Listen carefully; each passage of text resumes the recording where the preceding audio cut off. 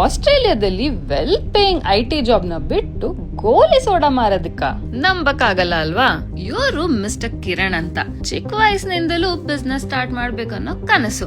ಆದ್ರೆ typical Indian parents mind set business ಅಂದ್ರೆ risk, loss.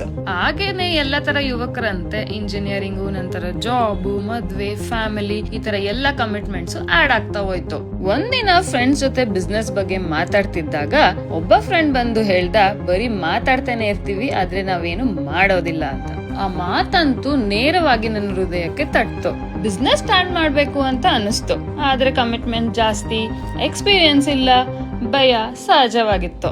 ಅಷ್ಟ್ರಲ್ಲಿ ಎಂಟ್ರಿ ಕೊಟ್ಟಿದ್ದ mister Goli Soda. Franchise details ಗೊತ್ತಾದ್ಮೇಲೆ ಸೆಕೆಂಡ್ ಥಾಟ್ ಇಲ್ದೆ ಅವರು ತೆಗೆದುಕೊಂಡಿದ್ದು ಒಂದು ಬೋಲ್ಡ್ ಸ್ಟೆಪ್. ನೆಲ್ಲೂರಿನಲ್ಲಿ ಗೋಲಿ ಸೋಡಾ ಫ್ರಾಂಚೈಸಿನ ಸ್ಟಾರ್ಟ್ ಮಾಡಿದ್ರು. Guess what?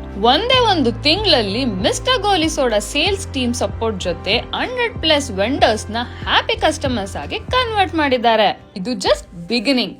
ಇವತ್ತು ಅವರು ನೆಲ್ಲೂರಿನಲ್ಲಿ ಒಂದು ಸಕ್ಸಸ್ಫುಲ್ ಬಿಸ್ನೆಸ್ ಓನರ್. ತಮ್ಮ ಕನಸನ್ನು ರಿಯಾಲಿಟಿ ಆಗಿ ಮಾಡ್ಕೊಂಡಿದ್ದಾರೆ. ಪ್ರತಿ ದೊಡ್ಡ ಸಕ್ಸಸ್ ಸ್ಟೋರಿ ಶುರುವಾಗದೆ ಒಂದು ಚಿಕ್ಕ ದಾರಿಯಾದ ಹೆಜ್ಜೆಯಿಂದ.